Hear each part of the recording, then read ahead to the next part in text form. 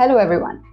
Welcome to the fourth episode of the Mantra podcast, where we are going to dwell deeper into a new business or industry to figure out what next. First of all, a very happy new year on behalf of Mantra Labs. Today, we have a very special guest who is a 25 years plus veteran of the banking industry. He's a senior banker and an entrepreneurial leader with a track record of building and scaling businesses in private and public companies. He built the financial services business unit at Daksh, which is acquired by IBM now, and Deutsche Bank service centers in India, each with top-tier management teams, strong governance, and profitable financials. As global head for operating businesses at Deutsche Bank, he has improved customer experience and operational efficiency by re-engineering processes and introducing new technologies. He is currently building Globalise, a global FinTech for cross-border wealth management. I'd like to extend a very warm welcome to Mr. Vikas Nanda, CEO at Globalise. Thank you so much for joining us, Vikas. Thank you for the warm words as well. Glad to be here. Hi, Parag. Good to see you again. Hi, Vikas. Also joining us is our very own CEO of Mantra Labs, Parag Sharma, a 2002 IIT Kanpur alumnus who has been instrumental in successfully building and scaling Mantra Labs from its humble beginnings to the 250 plus strong team today. A keen technologist at heart, he's focused on bringing to fruition Mantra Labs' vision to be a global leader in AI-based customer-centric intelligent experience innovations. Thank you so much for joining us, Parag. Thank you, Divya. In today's conversation, we'll be talking about upcoming trends, opportunities, and challenges in creating better digital experiences for the global FinTech ecosystem. So shall we begin? Because I have a question for you. Globalise is positioned as a better alternative to traditional mutual funds by giving its users access to global stocks, such as Tesla, Apple, Facebook, or even specific themes like artificial intelligence, biotech, stocks, etc. And even niche markets like cannabis-related stocks as well. So how is Globalise using technology to solve the traditional investor's dilemma? Thank you for asking the question. So fundamentally, what we're trying to do from a Globalise perspective is to see how do we give access to investors to investment opportunities and themes which are not traditionally available in India. And India, as you might be aware, is just about 3% of global stock market valuation. If you look at the US, that's upwards of 50%. So in the domestic market, people are investing normally in a very small part of the global ecosystem. On the other hand, when you look at even this conversation today, we are on Zoom, we are on HP, Apple desktops, probably the clothes we are wearing is a US brand. So we are using so much of day-to-day international brands in our life. These are global companies. And the question therefore really is, how do you get investors access to all of these global themes, these global opportunities? We all use the Amazons of the world. We all talk about Tesla and we all talk about, Google and Microsoft. So that was the whole idea. And the interesting thing is that without technology, this would just not have been possible. Today, if you see what Mantra has helped us build, is a complete digital experience, which sitting in India, an investor using the PAN card and Aadhaar card can open a SEC regulated US broking account. They can transfer money, they can, sitting in their living room while watching Netflix, actually buy a Netflix stock, or while sitting in a Starbucks store, actually buy a Starbucks stock on their mobile, on their laptop. So all of that becomes now possible. Exactly, that's exactly, a wonderful Vikas. way to put it. When we got this opportunity to be associated with you, with Globalise, we said, yes, I mean, this is definitely an opportunity for Indian citizens to diversify their own portfolios. And when I got this opportunity, I said, yes, this is my opportunity. Let me try to diversify my portfolio into a lot of other international stocks which are available. And not only we started working with Globalise, but I personally ended up as an investor using the Globalise platform. So thank you for that, Vikas. Thank you, Parag. It's always been great to have you both as a partner and then as a customer as well. So, because moving on, I mean, there are a lot of interesting things that we are planning to do for Globalise, and Globalise is trying to do for its customers. Especially, the focus is on advisors and advisors platforms. How do you think Globalise is able to address the challenges that large corporate fund managers and wealth managers and financial managers are facing those problems, and how Globalise is setting itself to address those problems? So, Parag, as you're aware, we have this thesis that when it comes to investment, there are people who are often investing themselves. But there's a huge part of the ecosystem where people need hand-holding, people need advice. And historically, they have been working with domestic wealth advisors for that investment process. So the question for us was, yes, we can create access for the customer to access the international markets, but they will still need hand-holding, they will still need advice. And if somebody who is their trusted partner in India can also extend that relationship into cross-border investing, then it's the best of both worlds, because the domestic partner is able to continue to build their business. They don't see that as competition. The investor gets the opportunity to talk to the individual both for domestic and cross-border, and you can really then start talking about diversification and a diversified portfolio.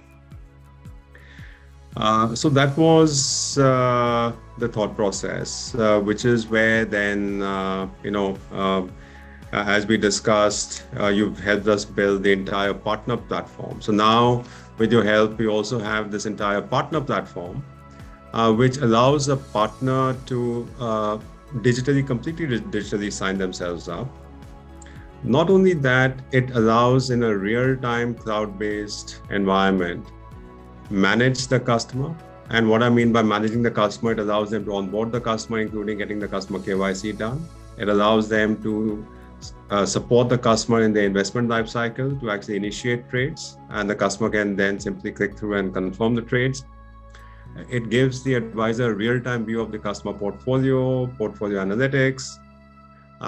So it's a really collaborative platform between the customer and the advisor for them to be able to work together.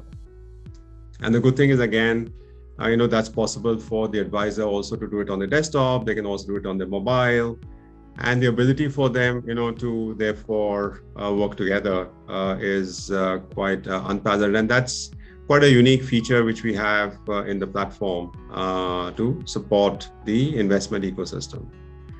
And we believe that really creates the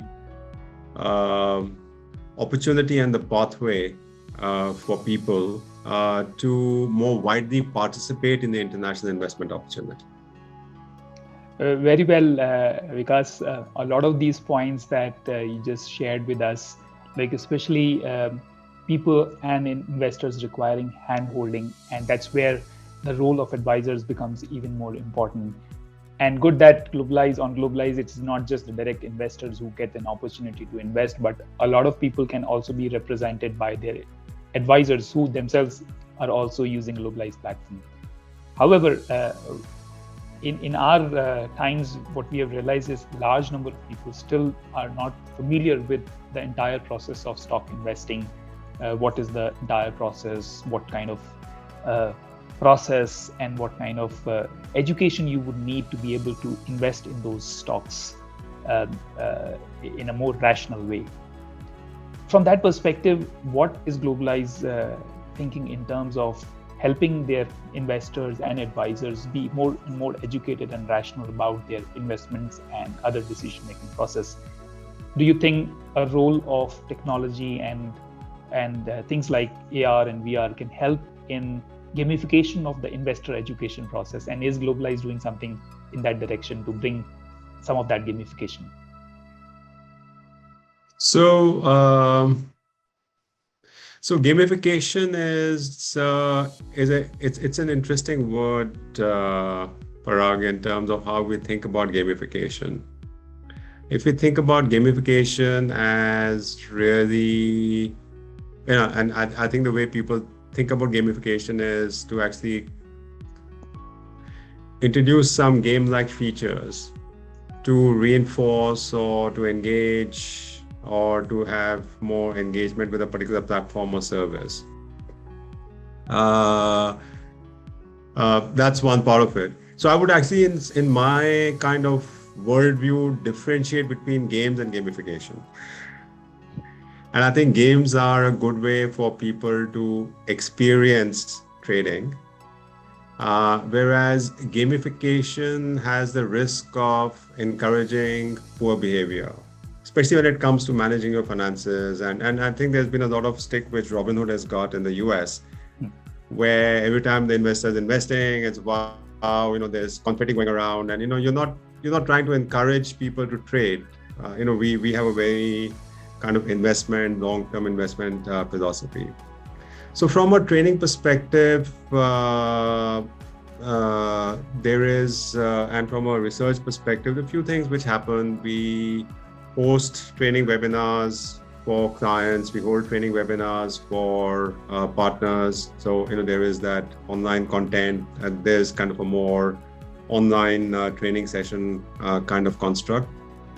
What we also do is, using technology, provide very curated and customized information to the customer. So if you log onto the platform, you want to invest in Amazon, what you will get to see is, okay, what are people talking about Amazon? What's the latest news on Amazon? What are we've got a curated list of about top 50 global research analysts. What are those analysts saying about the platform? How many people think you should be buying that stock or selling that stock? What is the price target? So what is the kind of information which is useful for the investor to be able to make those investment decisions? So that, again, technology is fantastic, because what we're able to do is we are able to deliver a personalized experience to you in terms of the stock you're looking at, versus you sitting on Google trying to research, trying to get to 30 things, trying to kind of pull that together. We are able to pull that together and we can present that to you on the platform. So, that's again what your team has helped build, in the platform itself. So we feel that's got a good role to play. There is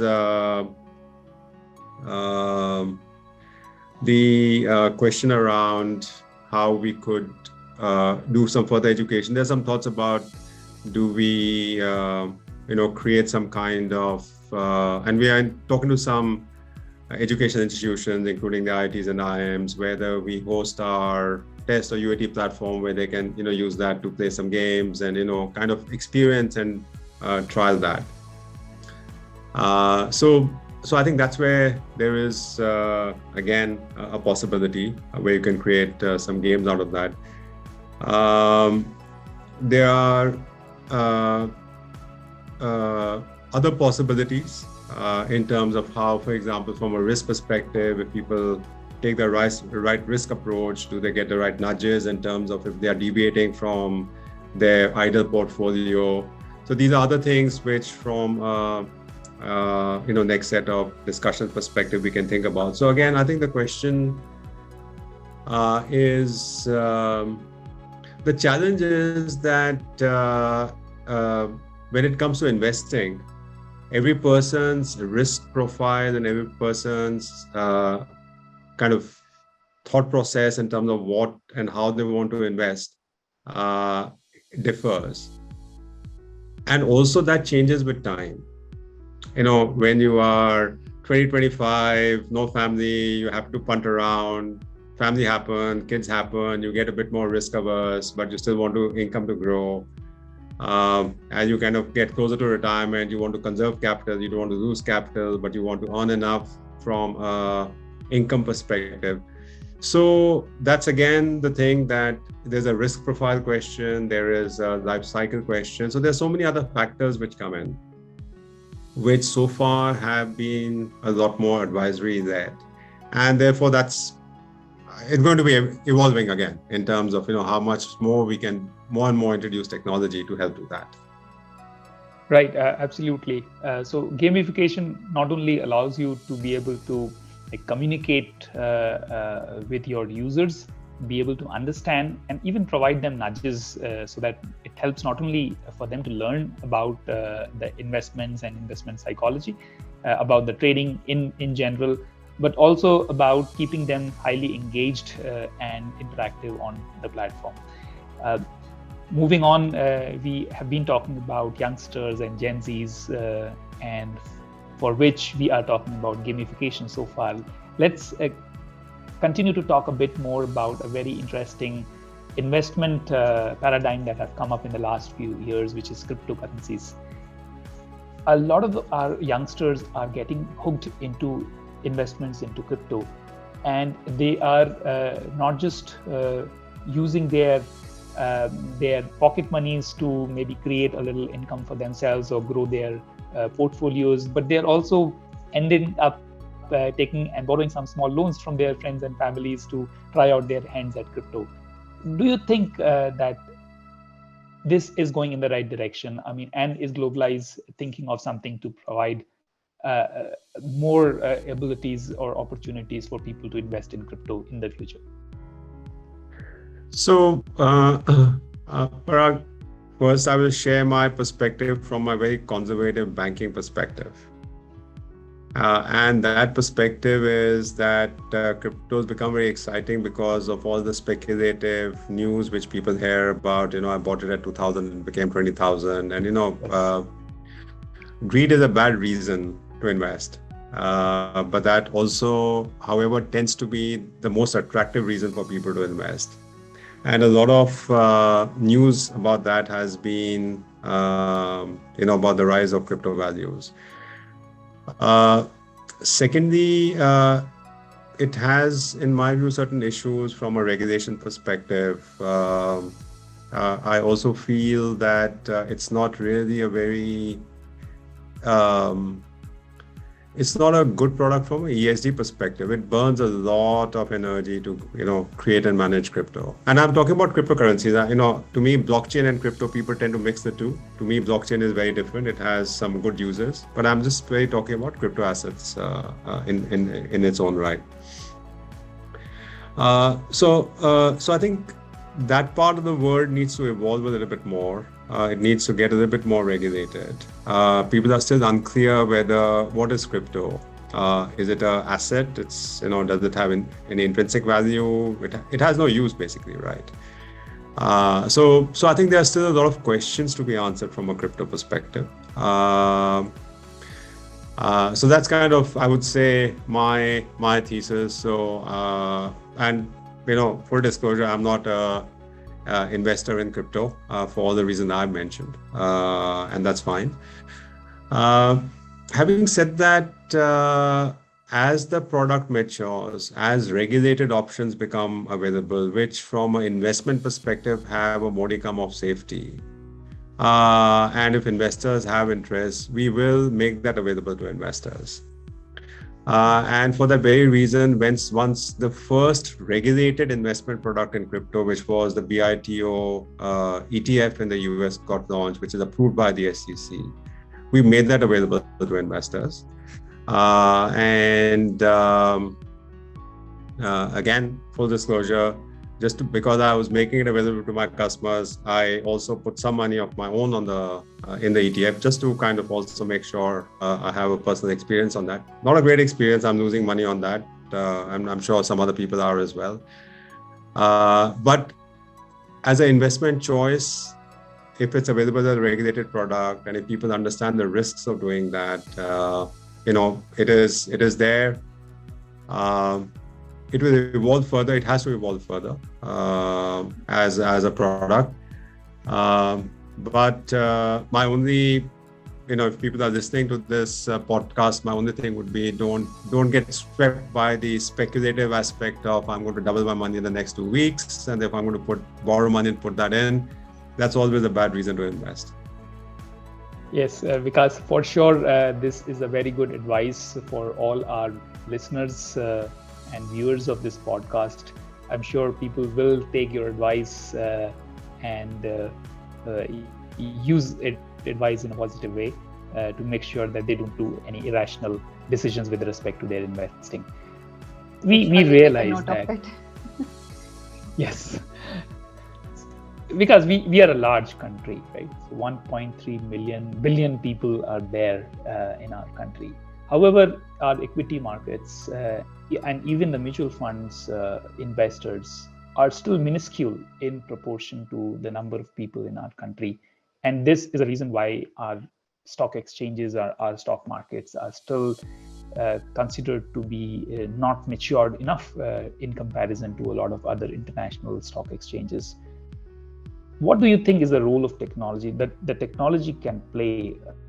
What kind of role a technology can play to bring this investment options and financial independence to almost everyone in our country, rather than it being limited only to those people who have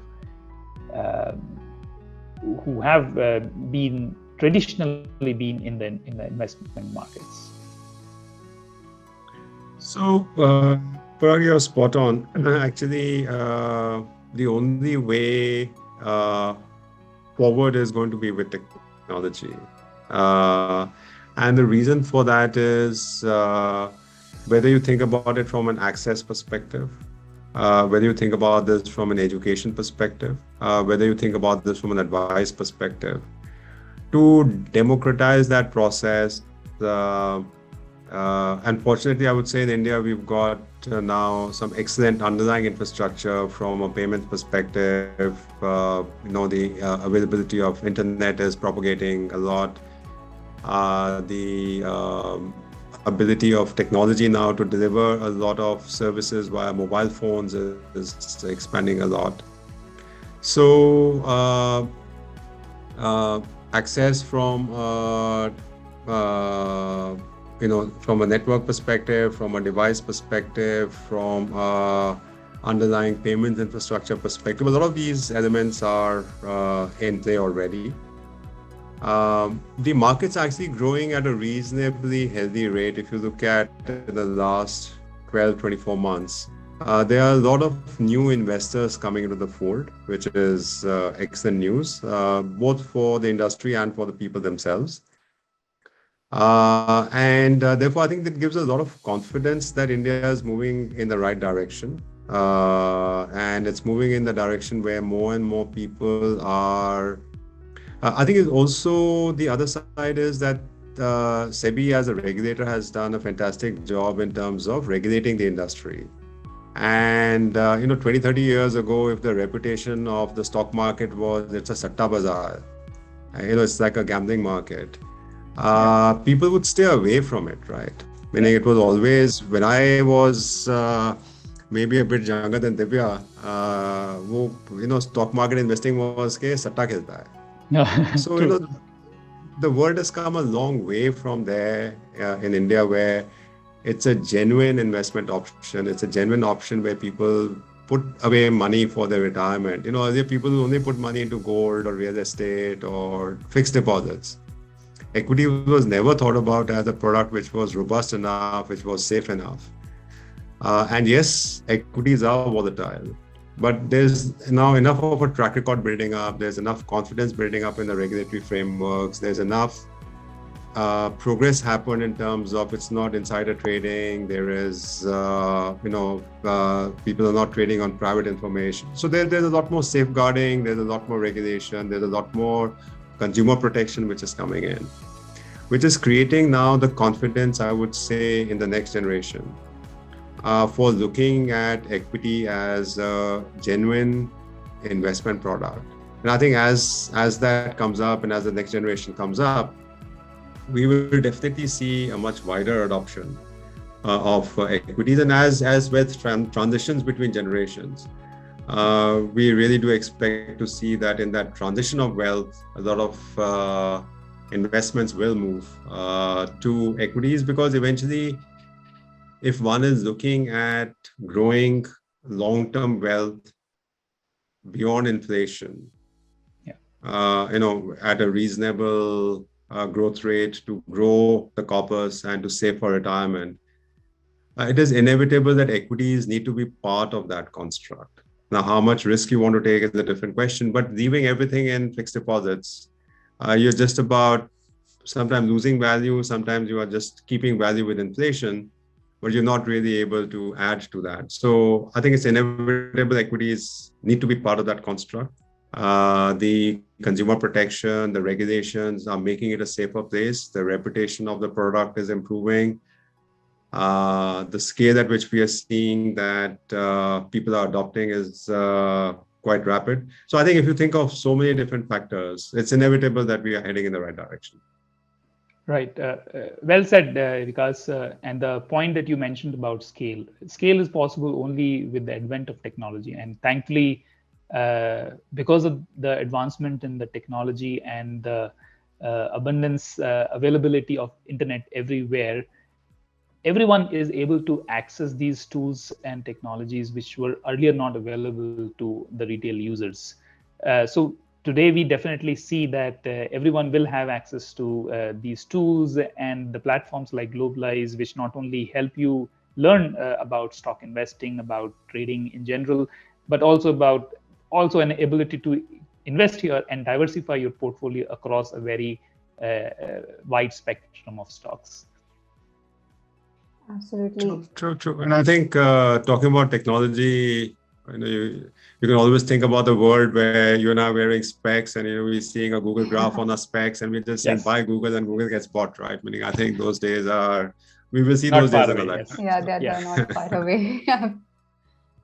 On that note, so exciting things ahead. Exactly, looking forward to them. On that note, thank you so much, Vikas, for sharing your perspective about investment platforms, about tips on investments, and where the role of technology in these platforms and where we are headed. Good to know that the direction that we are going towards is really exciting. The journey is going to be exciting. Thank you so much for taking the time and to join us in this episode of the Mantra podcast. Thank you so much, Parag, for participating in this session and sharing your perspective as well. It was indeed a very interesting and a session with so many insights for a wide spectrum of our audience, from youngsters to, will not call aged, but yeah, to a different audience. Thank you so much. So here ends our 4th episode of the Mantra podcast. Stay tuned for more insightful conversations with industry experts. See you soon. Till then, stay safe and stay healthy. Thank you so much. Thank you, Divya. Thank you, Divya. Thank you. Bye-bye.